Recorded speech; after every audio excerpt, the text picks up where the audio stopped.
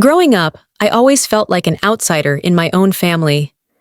My three brothers had their own bond, a tight-knit connection that never seemed to include me. I tried to be close to them, to join in on their jokes and conversations, but I was always brushed aside.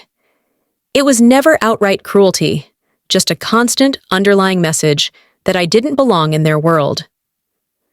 I held on to the hope that as we grew older, things would change, that they would see me as an equal, as their sister who deserved a place in their lives. But I was wrong.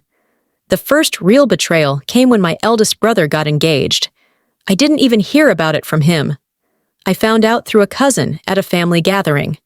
At first, I thought maybe he just hadn't had the chance to tell me yet, that I was overthinking it.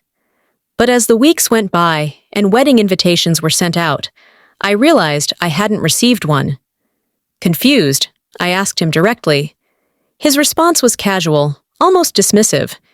He told me that since the wedding festivities would mostly involve the guys, they figured it would be better if I just didn't come. I was stunned. It wasn't that they had simply forgotten me. They had made a conscious decision to leave me out. I swallowed my hurt, telling myself that maybe it was just a one-time thing. Maybe it was a misunderstanding.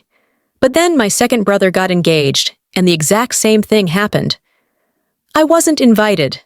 Again. And when I asked him why, he laughed uncomfortably and said something about keeping things simple and small. I knew it was a lie because the wedding was massive. Hundreds of guests, extended family, friends, co-workers. Just not me. By the time my youngest brother got engaged, I had stopped expecting anything. I didn't even hear about the wedding until a family friend mentioned it in passing.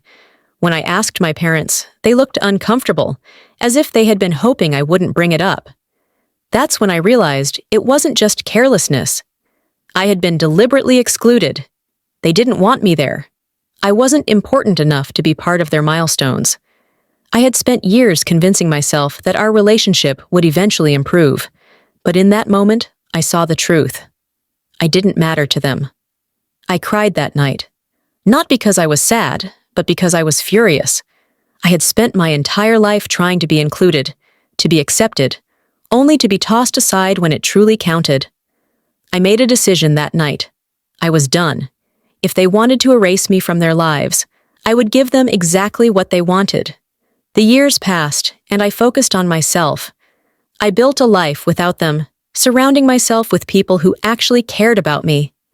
I stopped trying to reach out, stopped waiting for them to suddenly realize my worth. And for a long time, I heard nothing from them. It was as if I had ceased to exist in their world. Then, one day, my phone rang. It was my eldest brother. His voice was awkward, hesitant, as if he wasn't sure how to talk to me anymore. He told me he and his wife had just had their first child, and that they were planning a big family celebration. For a split second, I felt a familiar pang of longing. Maybe this was it, the moment they would finally welcome me back into their lives. But then I remembered all the times I had been left out, the pain of knowing my own brothers had deliberately shut me out of their weddings, the biggest days of their lives. I let out a quiet breath and kept my voice steady. "I'm sorry," I said, "but I think it'd be better if it was just a sibling thing, just the girls." And then I hung up. Years later, when I got married, I didn't tell them. They found out through social media, just as I had once found out about their weddings through others. My inbox was flooded with messages, shocked, angry, demanding answers. They wanted to know why I hadn't told them, why I hadn't invited them. They were family, they said.